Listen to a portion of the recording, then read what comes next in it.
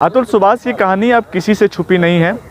एक AI engineer जिसने पत्नी उत्पीड़न के कारण अपनी आत्महत्या कर ली, और ऐसे में इस केस के अंदर अभी तक क्या क्या चला और इस केस में इतनी देरी आखिरकार क्यों हो रही है, इसी मुद्दे पे हमारे साथ सुप्रीम कोर्ट के अधिवक्ता विकास गोस्वामी हमारे साथ मौजूद है।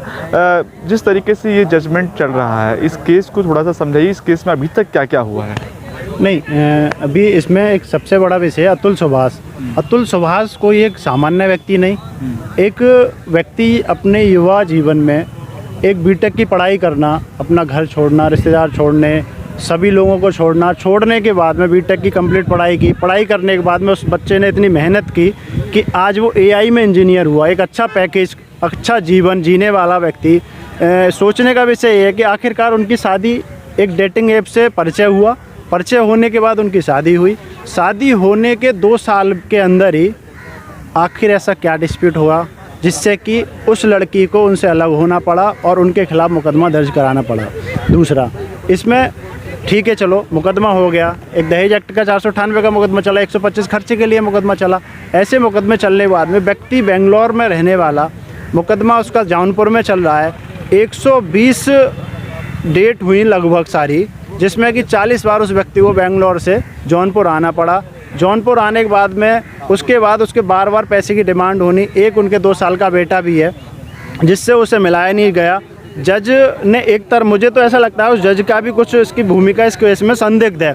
उस जज ने भी सीधे उनसे, जैसा उसका सुसाइड नोट है, उसकी वीडियो है, उसमें सारी चीज़ें क्लियर हैं कि जज ने भी उनसे ये बोला है कि आप सेटलमेंट कर लो। हालांकि जज या फिर वकील है ना, उनको अपना कार्य करना चाहिए, उनको सेटलमेंट से क्या मतलब है। उनका भी ये था इशू, उसका भी दबाव था जज का भी उस लड़के पर, अतुल सुभाष पर, कि इसमें तुम सेटलमेंट कर लो। उसने बोली मैं सेटलमेंट क्यों करूँ, मैं 40,000 रुपये महीने उसे गुजारा भत्ता दे रहा हूँ, मेरे को मेरे बेटे से मिलवाया नहीं जा रहा। कितना दुख, कितना दर्द झेल रहा होगा वो व्यक्ति।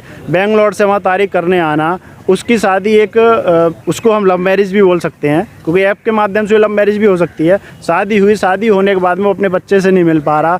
जब भी उसको अगर मिलने के लिए कोई बात की जाए तो उससे 2 लाख 4 लाख की मांग की जाए। अच्छा, इसमें एक और नया मोड़ कि जैसे निकिता सिंघानिया ने आरोप लगाया कि एक एफआईआर निकिता ने ये भी कराई है अतुल सुभाष पर कि मेरे पिताजी की मृत्यु इस अतुल सुभाष के कारण हुई, जबकि वो इस पिटीशन में ये भी बोल रही है कि मेरे पिताजी एक लंबी बीमारी से जूझ रहे हैं और इलाजरत हैं एम्स में। एक तरफ तो इलाजरत हैं और एक तरफ उसकी वजह से वो मरे हुए हैं। ठीक है, तो ये भी एक संदिग्ध था विषय। उस पर 302 का मुकदमा हुआ, उसके परिवार पर हुआ। मतलब सारी चीज़ें, मानसिक उत्पीड़न झेलने के बाद में एक लास्ट में उस पर सहारा कोर्ट का था। जब कोर्ट में पहुंचा व्यक्ति तो कोर्ट में जज और जज में का जो पेशगार है उसकी भूमिका संदिग्ध है। जज का पेशगार सीधे उनसे 3 से 4 लाख रुपए की मांग करता है कि जज साहब से मैं तुम्हारा मामला सेटलमेंट करा दूंगा।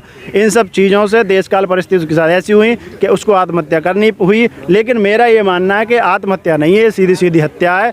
इसमें उसके परिवार के लोगों का जो नाम है, उसके साथ साथ मैं माननीय न्यायालय सुप्रीम कोर्ट के सीजीआई और तुम्हारे हाई कोर्ट, इनको एक विशेष निगरानी में इसकी जांच करानी चाहिए और जज की जो संदिग्ध भूमिका है उस पर भी देखना चाहिए। क्योंकि मैं यूपी से आता हूं, मैं डिस्ट्रिक्ट कोर्ट में भी रहा हूं। डिस्ट्रिक्ट कोर्ट की स्थितियां बहुत दयनीय है, जज के सामने पेशगार पैसा लेते हैं, तो ये बड़ा एक गंभीर मुद्दा है। ये जो आपने मुद्दा ये बताया, क्योंकि ये मामला ये पहले से ही चल रहा था इनके साथ, अब तो इन्होंने आत्महत्या कर ली। अब इस केस का स्टेज कहाँ पहुंचा? अब आने वाले दिनों में, क्योंकि सुनवाई भी होनी है सुप्रीम कोर्ट में, अब इसका आप निर्णय क्या देखते हैं आगे? नहीं, निर्णय क्या, अब तो अतुल सुभाष खत्म हो गया, उसके डेथ सर्टिफिकेट उसमें लग जाएंगे, केस खत्म हो जाएगा।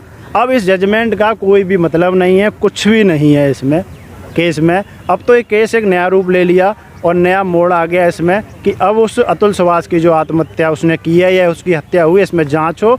और उसने एक शब्द और बोला है, सोचने वाला विषय मानव के लिए, कि अगर मुझको न्याय नहीं मिले तो मेरी अस्थियां कोर्ट के सामने ही नाले में बहा देना।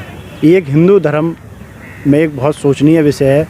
और मैं तो बस यही बोलूँगा आपके चैनल के माध्यम से, इसको जो है बड़े संदिग्ध भूमिका जो इसमें जज और पेशगार की लग रही है उसकी जांच हो और इसको न्याय मिलना चाहिए। अच्छा, ये जो इस पूरे केस में जो देरी हुई है, क्योंकि ये एक ऐसा मुद्दा है क्योंकि बहुत टाइम से वो झेल रहे थे। उन्होंने अपने सुसाइड नोट में भी लिखा कि 80 लाख का करीबन जो मेरा पैकेज था और उसमें करीबन मैं 10 लाख के लिए क्यों इस तरह के कुछ उन्होंने वाक्य किए।